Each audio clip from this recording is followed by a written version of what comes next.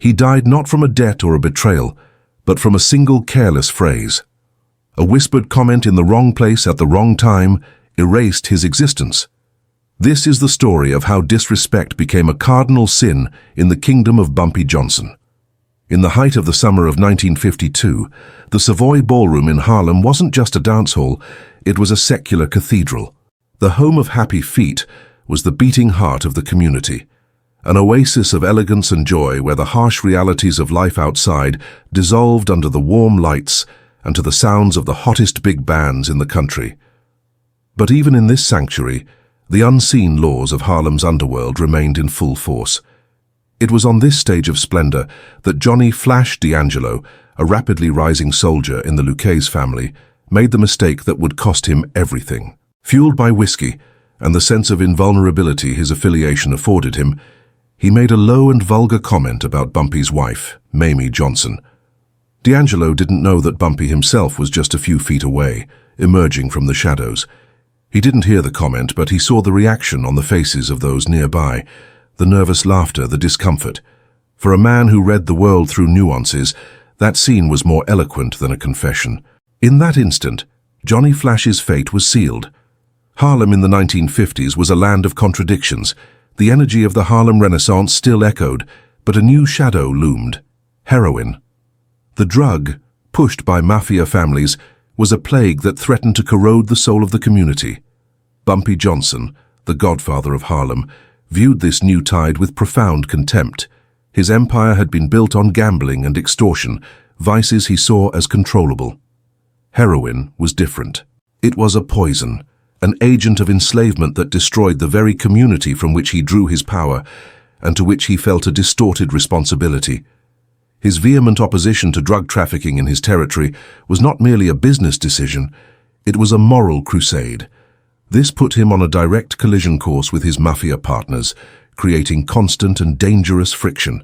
In this tense environment, any act of disrespect from a mobster was a test of his sovereignty and a challenge to his principles. Bumpy Johnson's psychological persona had matured.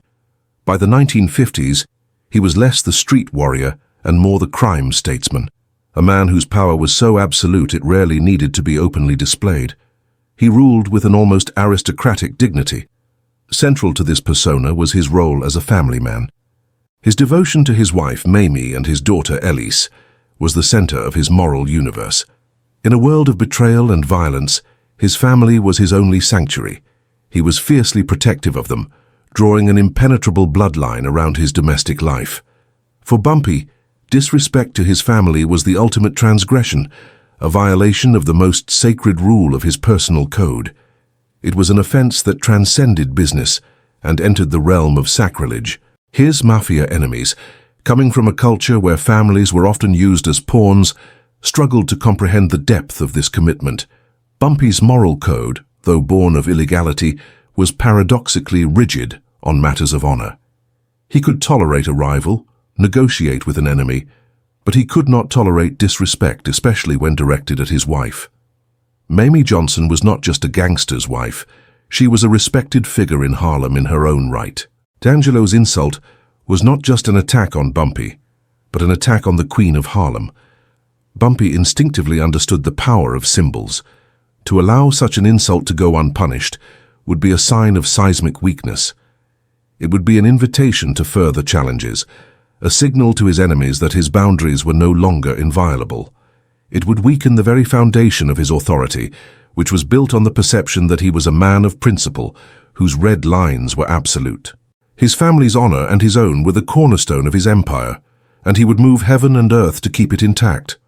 Bumpy's intelligence was evident in his immediate reaction, or rather, his lack thereof. Seeing the scene unfold across the room, a lesser man would have exploded in rage. Bumpy, however, became quieter, more focused, his anger instantly morphing into a calculating chill. A public outburst would have been undignified, a loss of control he couldn't afford. It would have been a reaction, not a response. And Bumpy Johnson always responded. He turned and, without glancing in D'Angelo's direction, calmly walked over to his wife, danced with her, and then escorted her home. His mind, however, was already in motion, devising the perfect response.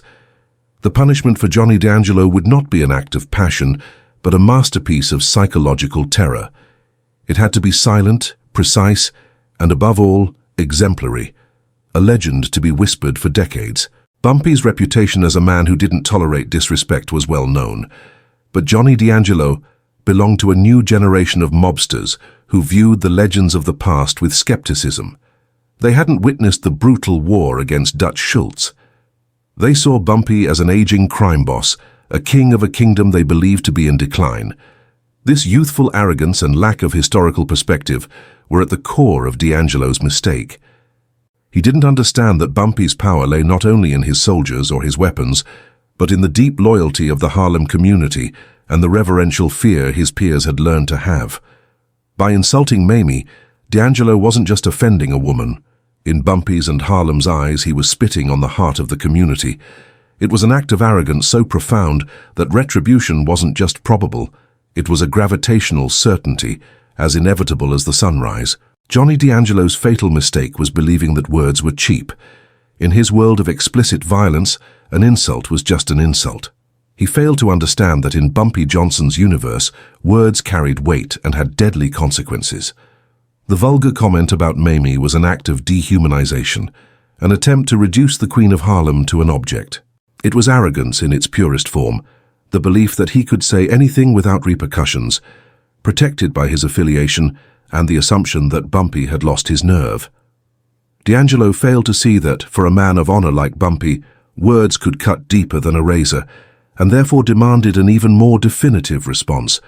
He thought he was being clever, testing the limits, but in reality, he was writing his own elegy with his tongue. He didn't know he was already dead. The burial was merely a matter of logistics. The trap was set with predatory patience. Bumpy didn't act that night. For almost 2 weeks, life continued with a frightening normalcy. Johnny D'Angelo, seeing that nothing had happened, became even more convinced of his impunity and boasted to his friends. This was the second phase of his fatal mistake, mistaking Bumpy's patience for weakness. In reality, Bumpy was hunting. He had his men observing D'Angelo, learning every detail of his routine. Bumpy didn't want a direct, bloody confrontation. That would be too crude, too obvious. He wanted D'Angelo to simply disappear, for his absence to become the message. The final confrontation wouldn't be with a man, but with the void he would leave behind, a void that would scream the lesson Bumpy wanted to teach the entire underworld. The setting for the final act was a dead-end alley behind an Italian restaurant in the Bronx, a place where D'Angelo felt completely safe in his own territory. He was drawn there by an offer his greed wouldn't let him refuse, a meeting to get involved in a big smuggling operation. The atmosphere was oppressive, the air foul, the brick walls seeming to close in. When D'Angelo entered the alley that rainy night, hoping to find riches, he found only Junie Bird, Bumpy's right-hand man, standing silently. There were no words, no accusations. The irreversibility of the moment hit D'Angelo like a physical blow. He looked into Junie's cold eyes and, in an instant of terrifying clarity, understood that Bumpy's silence was not forgiveness, but the harbinger of a final judgment. The alley was not a meeting place. It was a slaughterhouse. D'Angelo's arrogance had blinded him to the warning signs. Older members of his own family had warned him to be careful with Bumpy, but he dismissed the warnings as old wives' tales. His boundless ambition led him to believe that challenging a legend would be a shortcut to respect. He failed to grasp the difference between courage and stupidity.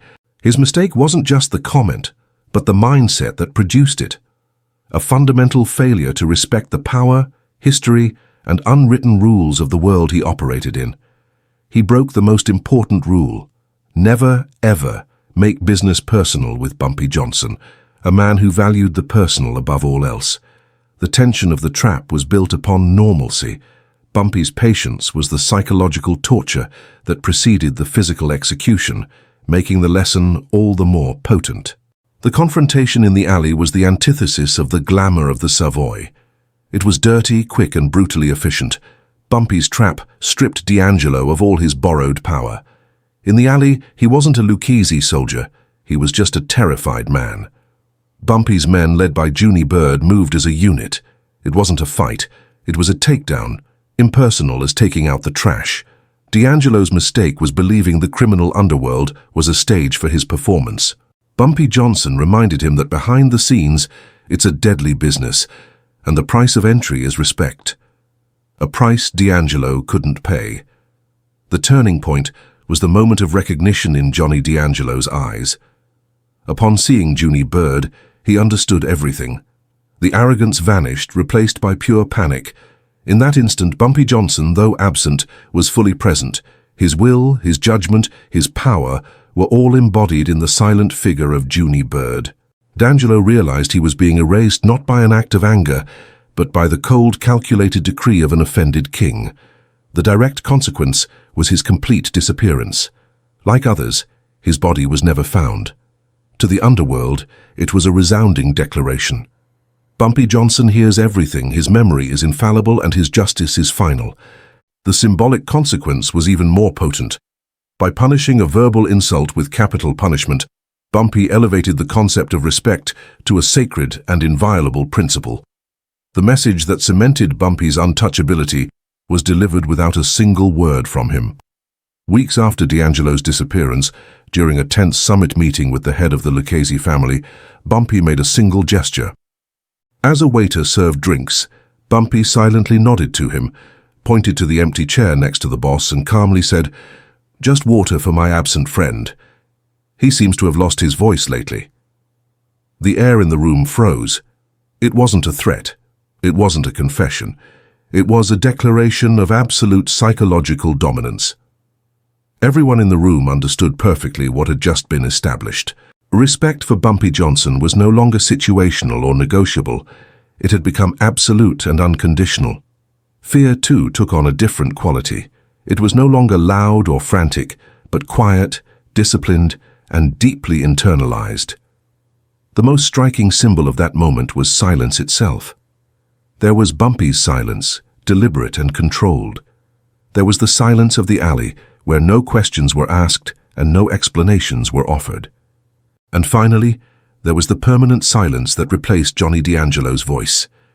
In that world, silence carried meaning far heavier than threats or gunfire. It signaled finality. It told everyone present that something irreversible had occurred, something that did not require repetition or clarification. Those who witnessed it understood that they had crossed from rumor into history. Nothing dramatic followed, no chaos or retaliation, because none was necessary. The message had been delivered in its most efficient form. From that point forward, people did not speak of the incident in detail. They did not need to. The silence itself became the story, and that story traveled faster and farther than any shouted warning ever could. The historical impact of that event appeared subtle on the surface, yet beneath it lay a profound transformation of power dynamics. There were no headlines, no public shootouts, no visible escalation between criminal factions. Instead, a boundary was quietly drawn and immediately respected. From that moment on, a single rule became universally understood across Harlem and well beyond it. Bumpy Johnson's family was untouchable. This was not a suggestion or a preference. It was an absolute line. Even the Lucchese family, hardened by decades of violence and retaliation, chose restraint. They recognized that Johnny D'Angelo had violated a code more fundamental than territory, money, or influence. He had crossed into the realm of personal honor, where compromise was impossible. Retaliation would have signaled misunderstanding, not strength. In choosing silence, they acknowledged the legitimacy of the boundary Bumpy had enforced. This decision reshaped relationships across the underworld. It clarified hierarchies and limits in a way that endless confrontations never could. The absence of war was not a sign of peace, but of understanding. Everyone knew exactly where the line stood, and no one was willing to test it. Johnny D'Angelo's death, carried out without spectacle or explanation, functioned as a transaction rather than an act of rage. One life was exchanged for lasting order. In the criminal ecosystem of the time, this was not viewed as cruelty but as intelligence. Violence, when excessive, invited chaos. Violence, when precise, created structure. The silence surrounding the act gave it extraordinary weight, allowing rumor and implication to accomplish what brute force often failed to achieve. Stories spread, but always stripped of exaggeration. People did not speak of how it happened, they spoke of why. That distinction mattered. Harlem absorbed the message slowly, almost reverently, as if acknowledging a shift that could not be undone. The power did not lie in the act itself, but in the restraint that followed it. No threats were issued, no reminders were needed. The consequences spoke for themselves. In that reasoning lay the true shift in power, authority that did not rely on constant enforcement but on shared understanding. Limits were recalibrated, expectations realigned, and interactions adjusted accordingly. For years afterward, decisions were made with that moment in mind, whether spoken or not. What endured most strongly was the lesson about respect and the cost of ignoring it. Johnny D'Angelo's mistake was not strategic or financial, it was verbal. A comment dismissed by some as insignificant proved fatal because it violated dignity. In a world where life was often treated as disposable, Bumpy Johnson established that honor was priceless. Territory could be negotiated, money could be replaced. Respect, once broken, demanded a response. This understanding reshaped behavior across Harlem's criminal landscape. People learned that the most dangerous errors were not always visible. A careless word spoken in the wrong context could carry consequences more severe than calculated betrayal.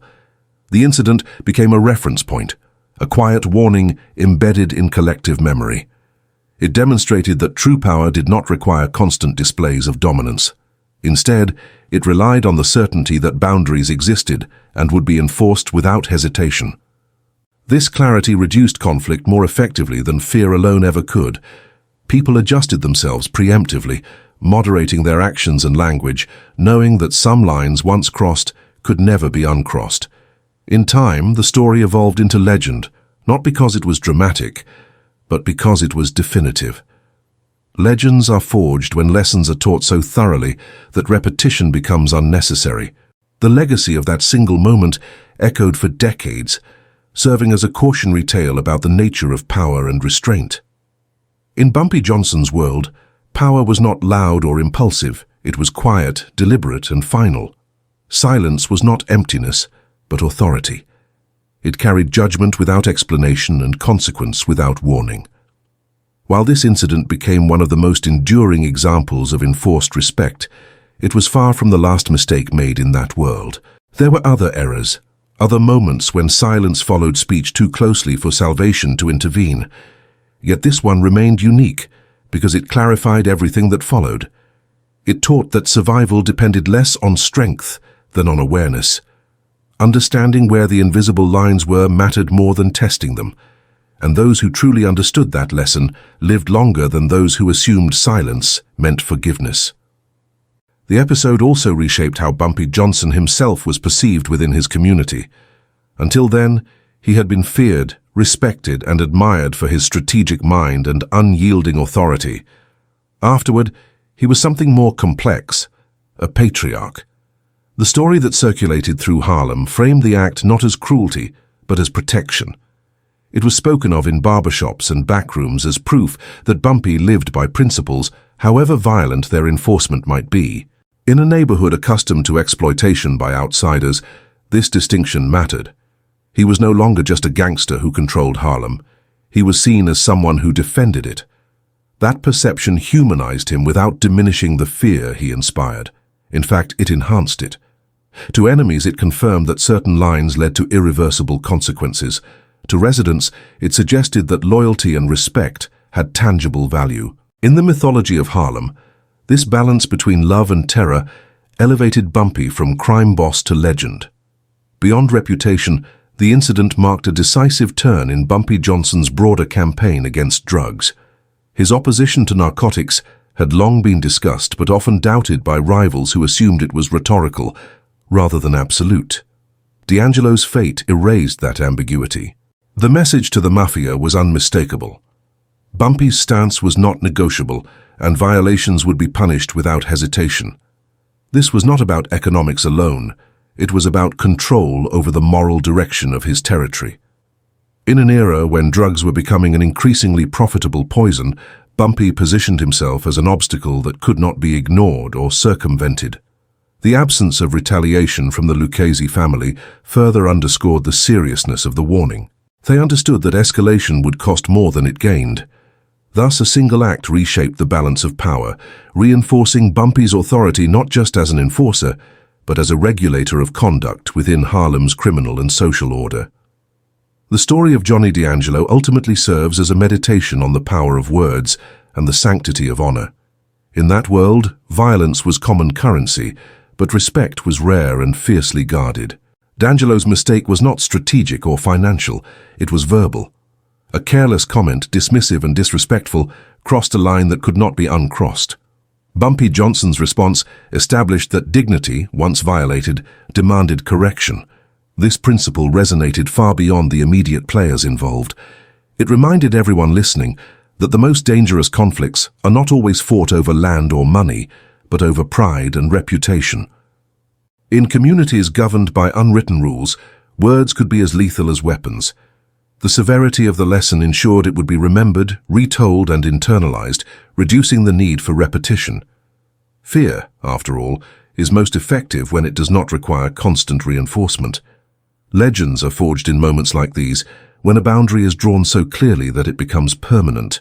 The legacy of that single comment echoed for decades, transforming into a cautionary tale about the true nature of power. Power, in Bumpy Johnson's realm, was not loud or impulsive. It was deliberate, restrained, and final. Silence, rather than explanation, carried the lesson forward. And while this incident became one of the most enduring examples of enforced respect, it was not the last. There were other mistakes, darker and more fatal, from which no amount of quiet could offer salvation. The story endures precisely because it illustrates an uncomfortable truth. In certain worlds, survival depends less on strength than on understanding where the lines are, and never pretending they do not exist.